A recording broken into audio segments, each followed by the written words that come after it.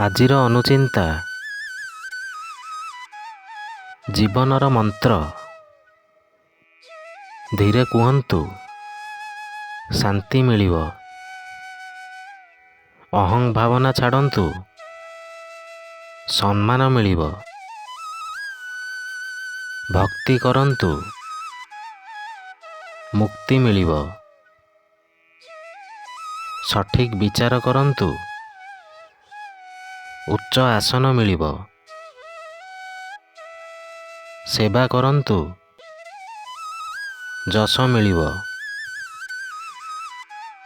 ସହନ କରନ୍ତୁ, ଦେବତ୍ୱ ଲାଭ ହେବ।